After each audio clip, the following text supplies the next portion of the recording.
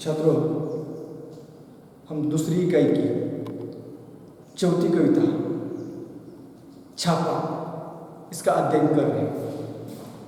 छापा इस कविता के रचनाकार हैं ओम प्रकाश आदित्य। तो इस कविता के माध्यम से कवि ओम प्रकाश आदित्य जी ने आम आदमी की आर्थिक स्थिति और छापा मारने वाले लोगों की कार्य प्रणाली पर व्यंग्य कसना है। तो पिछली तासिका में हमने देखा है कि ओम प्रकाश आदित्य जी के घर पर छापा पड़ा था।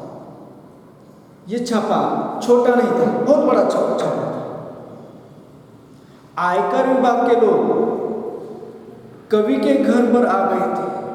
वे घर में घुस गए थे और घुसकर उन्होंने कवि से सोने की मांग की। सोना कहाँ है सोना? तो ओम प्रकाश आदित्य जी हास्य व्यंग्य कवि है। व्यंग्यात्मक रूप से उन्होंने उत्तर दिया, सोना तो मेरी आंखों में है, मैं कई रातों से सोया नहीं हूं। यहां पर कवि आयकर विभाग के लोग जिस सोने की बात कर रहे थे उसे टालकर व्यंग्यात्मक रूप से ओम प्रकाश आदित्य जी ने नींद यानी सोना, सोना तो कहाँ है? मेरी आंखों में, मैं कई रातों से सोया नहीं हूं। यह सुनकर वे रोष में आ गए, वे क्रोधित हो गए और क्रोधित होकर वे कहने लगे स्वर्ण तो स्वर्ण। छात्रों, स्वर्ण का अर्थ क्या होता है? सोना, एक धातु। तो कवि ओम प्रकाश आदित्य जी ने जोश में आकर कहा स्वर्ण, स्वर्ण तो मैंने अपनी कविता में बिखेर दिए, उन्हें कैसे दे दूं? यहां पर कवि ने स्वर्ण और स्वर्ण में अंतर, स्वर्ण क्या होता है? एक धातु जिसे सोना कहा है, और स्वर्ण, स्वर्ण का अर्थ क्या होता है? सुंदर अक्षर। तो कवि व्यंग्यात्मक रूप से उत्तर दिया, स्वर्ण तो मैंने अपनी काव्य में बिखेर दिए, उसे कैसे दे दूं? तो आयकर विभाग के लोगों को अपने सवालों का सही उत्तर नहीं मिलने पर वे झुंझला गए, वे क्रोधित हो गए और क्रोधित होकर वे ओम प्रकाश आदित्य जी से कहने लगे हमें तुम्हारा अनधिकृत रूप से अर्जित किया हुआ धन चाहिए, अर्थ चाहिए, अर्थ। अर्थ का अर्थ क्या है? पैसा, धन, अर्थ चाहिए। तो कवि ओम प्रकाश आदित्य जी मुस्कुराने लगे और मुस्कुराते हुए वे कहने लगे अर्थ तो तुम्हें मेरी नई कविता में मिल जाएगा। यहां पर जिस अर्थ की बातें कर रहे थे उसे व्यंग्यात्मक रूप देकर कवि ओम प्रकाश आदित्य जी अर्थ का अर्थ क्या बता रहे थे? मतलब। तो कवि ओम प्रकाश आदित्य जी की ये बातें सुनकर वे आयकर विभाग के लोग क्रोधित हो गए, तीखे स्वर में कड़क कर बोले चांदी कहाँ है चांदी? तब कवि भड़क कर कहने लगे, गुस्से में कहने लगे चांदी तो मेरे बालों में धीरे धीरे आ रही है। यानी कवि ओम प्रकाश आदित्य जी के बाल कैसे हो रहे थे? धीरे धीरे सफेद हो रहे थे। यानी अपने सफेद बालों को ओम प्रकाश आदित्य जी किसकी उपमा दे रहे थे? चांदी की उपमा दे रहे थे। तो कवि की ये बातें सुनकर आयकर विभाग के लोग भ्रम में पड़ गए। भ्रम में पड़कर वे कवि से पूछने लगे यह तो बताओ तुम्हारे नोट कहाँ है? नोट। तब कवि ने ओम प्रकाश आदित्य जी ने व्यंग्यात्मक रूप से उत्तर दिया नोट तो मैं परीक्षा के 1 महीने पहले निकालता हूं, 1 महीने तैयार करता हूं। यहां पर आयकर विभाग के लोग नोट यानी पैसा। तो कवि ओम प्रकाश आदित्य जी नोट को व्यंग्यात्मक रूप देकर नोट यानी नोट्स, परीक्षा के पहले हम जो निकालते हैं ना पढ़ाई करते समय नोट्स, उसे नोट कह लेते। नोट तो मैं परीक्षा के पहले तैयार कर देता हूं। यहां तक हमने कल देखा। तो आज वे गरज कर बोले हमारा मतलब आपकी मुद्रा से है। मैं लरज कर बोला मुद्राएं आप मेरे मुंह पर देख लीजिए। वे खड़े होकर कुछ सोचने लगे, फिर शयन कक्ष में घुस गए और फटे हुए तकिए की हुई नोचने लगे। उन्होंने टूटी अलमारी को खोला, रसोई की खाली पिपियों को टटोला, बच्चों की गुल्लक तक देख डाली, पर सब में मिला एक ही तत्व खाली। कड़ी शब्द लरजना, लरजना यानी कांपना, भय से कांपना। लरजना का क्या होता है? भय से कांपना। गरजना, गरजना का क्या होता है? जोर से कड़क कर बोलना, जोर से कड़क कर बोलना।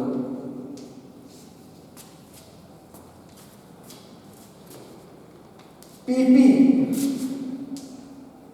पीपिया या पीपियों यानी लोहे के बड़े छोटे पात्र, लोहे के बड़े छोटे पात्र। टटोलना, टटोलना उंगलियों से पता लगाना, उंगलियों से पता लगाना।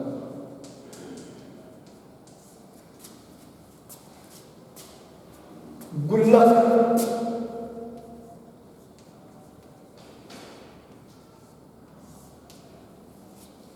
बच्चों का पैसे रखने का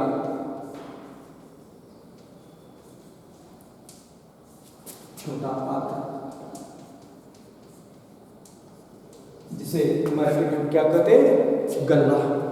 छोटे बच्चों के पास गुल्लक होते हैं, वो मिट्टी के बर्तन के होते हैं, प्लास्टिक के होते हैं, और उनके पास कुछ रुपए हो तो उसमें डालकर वे क्या करते हैं? संग्रह करते हैं, उसे गुल्लक कहा जाता है। तो छात्रों, आयकर विभाग के लोग कभी ओम प्रकाश आदित्य जी से कई सवाल पूछ रहे थे। उनके सवालों के ठीक से जवाब में मिलने पर आयकर विभाग के लोग गरजने लगे, जोर से कड़क कर बोलने लगे और कड़क कर वे कहने लगे, हमारा मतलब आपकी मुद्रा से है, आपकी मुद्रा कहाँ है? आयकर विभाग के लोगों की ये तीखे स्वर, तीखे शब्द सुनकर ओम प्रकाश आदित्य जी कांपने लगे और कांपकर, भय से कांपकर वे कहने लगे, मुद्राएं तो आप मेरे मुंह पर देख लीजिए। मुद्रा कहाँ है? इसका उत्तर ओम प्रकाश आदित्य जी ने व्यंग्यात्मक रूप से कहा, कौन सा दिया है? मुद्राएं तो आप मेरे मुंह पर देख लीजिए। यह सुनकर आयकर विभाग के लोग, इनकम टैक्स डिपार्टमेंट के लोग कुछ देर खड़े होकर कुछ सोचने लगे। फिर वे सीधा शयन कक्ष की ओर चले गए और शयन कक्ष में जाकर तकिए की रुई नोचने लगे। इतना ही नहीं तो वे टूटी अलमारी के पास चले गए, अलमारी को खोला, अंदर कुछ चीजों को उन्होंने टटोला। इतना ही नहीं तो रसोई घर की जो पीपियां होती हैं, चाहे वो पानी रखने की हो, आटा रखने की हो या अनाज रखने की हो, इन पीपियों को उन्होंने टटोला, यानी उसके अंदर क्या है, उंगलियों से उन्होंने उसे टटोल लिया। इतना ही नहीं तो कभी ओम प्रकाश आदित्य जी के घर में बच्चों के जो गुल्लक थे, इन गुल्लक को भी उन्होंने देख लिया। पर आयकर विभाग के लोगों को कवि के घर में एक ही तत्व मिला था, वह था खाली। यानी सारी चीजें कवि के घर में कैसी थी? खाली थी। तो उन्होंने तकिए की रुई तक नोच ली थी। आयकर विभाग के लोगों को ऐसा लग रहा था, ऐसा भ्रम हो रहा था कि कवि के घर में बहुत सारे पैसे हैं और उन्होंने इस तकिया में भी पैसे रखे होंगे। यह सोचकर उन्होंने उनके तकिए की रुई तक नोचने की शुरुआत की। इतना नहीं तो टूटी अलमारी को खोला, पीपियों को टटोला, बच्चों के गुल्लक तक देख डाले, लेकिन इन सारी चीजें कैसी दिखाई दे रही थी? रिक्त ही दिखाई दे रही थी, खाली दिखाई दे रही थी। कनक स्तरों को, मटकों को ढूंढा, सब में मिला शून्य ब्रह्मांड। देखकर मेरे घर में ऐसा अरण्य कांड, उनका खिला हुआ चेहरा मुरझा गया और उनके 20 सूची हृदय में रौद्र की जगह करुण रस समा गया। वे बोले, क्षमा कीजिए, हमें किसने गलत सूचना दे दी। अपनी असफलता पर वे मन ही मन पछताने लगे, सिर झुकाकर वापस जाने लगे। मैंने उन्हें रोककर कहा, ठहरिए, स्पेलिंग शब्दार्थ।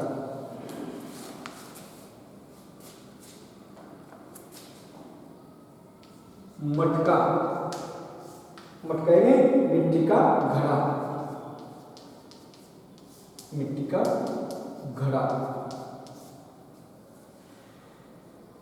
शून्य ब्रह्मांड,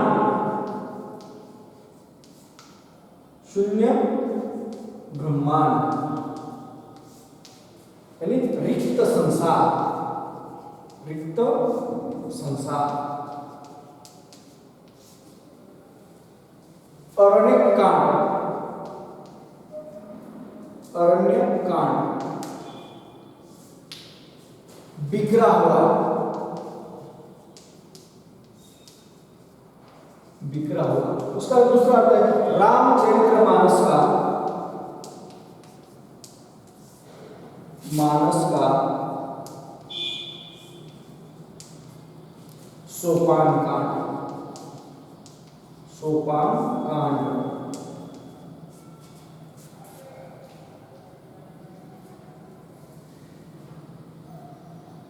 मुरझाना, चेहरे पर उदासी प्रकट होना, चेहरे पर उदासी प्रकट होना।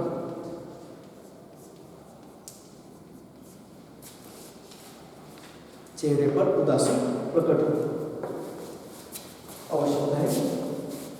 बच्चों इन शब्दों को लिख कर लीजिए। परीक्षा में समान, उसका समानार्थी शब्द पद्य में आया, समानार्थी शब्द ढूंढ करके ऐसे सूचना दीजिए। रौद्र, क्रोधपूर्ण, क्रोधपूर्ण।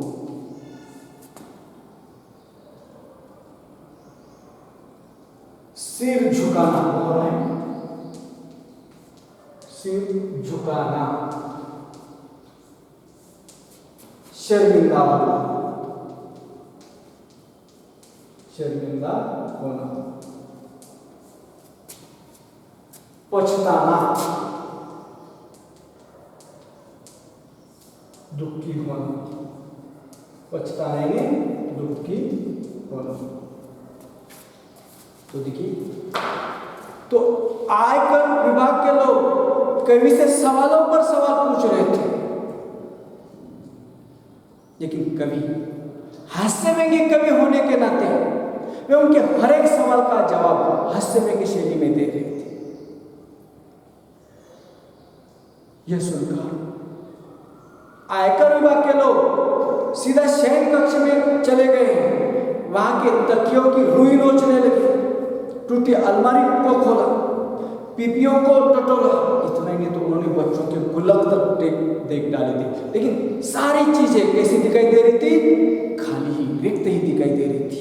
इतना ही तो कनक स्तरों को, मटकों को ढूंढा, सब में कवि के घर में शून्य ब्रह्मांड दिखाई दे रहा था, रिक्त संसार ही दिखाई दे रहा। और आयकर विभाग के लोगों ने लेखक के घर में अरण्य कांड मचा दिया, यानी बिखरा हुआ यह संसार दिखाई दे रहा था। सारी चीजें इधर उधर फेंक दी थी, उसे अरण्य कांड कहा जाता है।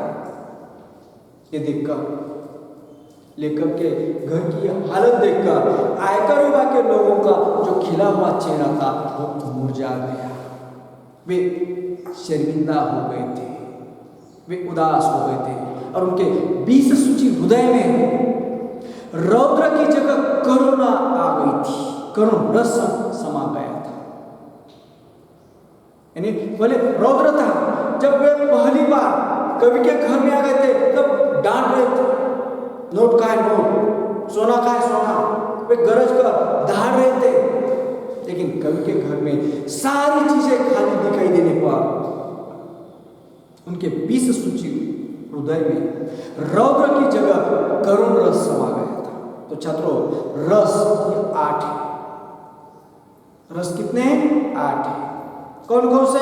तो परीक्षा में प्रश्न पूछा जाता है, इस पद्य में आए हुए 2 रसों के नाम लिखिए। किसके नाम लिखिए? 2 रसों के नाम लिखिए, रौद्र रस और दूसरा कौन सा है? करुण रस।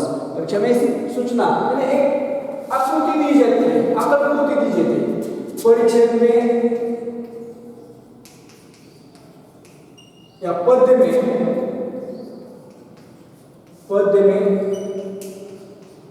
आए दो रस, पद्य में आए दो रस, एक है रौद्र और दूसरा कौन सा है? करुण रस। इस प्रकार यह आकलन को पूछे जाते तो छात्रों रस कुल मिलकर कितने? 8 है। करुण रस है, वीर रस है, भयानक रस है, विरह है, श्रृंगार रस है, हास्य है, विवश है, रौद्र है और अद्वैत रस। इस प्रकार रस के कितने प्रकार हैं? 8 प्रकार है।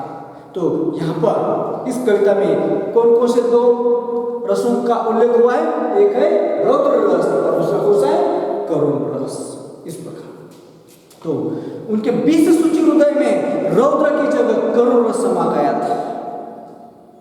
वे शर्मिंदा हुए थे। वे बोले क्षमा कीजिए, हमें किसने गलत सूचना दी थी। अपनी असफलता पर वे मन ही मन पछताने लगे, दुखी होने लगे और वे सिर झुकाकर वापस जाने लगे। तो कवि ने उन्हें रोक लिया। कवि ने उन्हें कहा ठहरिए, रुकिए। आगे, सिर मत धुनिए, मेरी एक बात सुनिए। मेरे घर में अधिक धन होता तो आप ले जाते। अब जब मेरे घर में बिल्कुल धन नहीं है तो आप मुझे कुछ देकर क्यों नहीं जाते? जिनके घर में सोने चांदी के पलंग और सोफे हैं उन्हें आप निकलवा लेते हैं। बहुत अच्छी बात है, निकलवा लीजिए। पर जिनके घर में बैठने को कुछ भी नहीं है उनके यहाँ कम से कम एक तख्त तो डलवा दीजिए। कंडीशन दर्द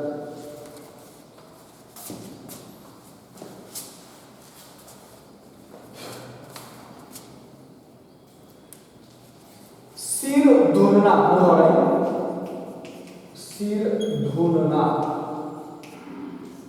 सिर धुनना यानी पश्चाताप के कारण दुख प्रकट करना।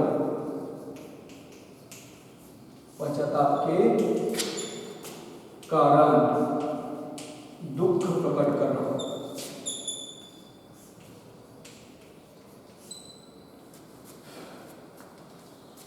अगला तख्त, लकड़ी का बना तख्त, लकड़ी का बना तख्त।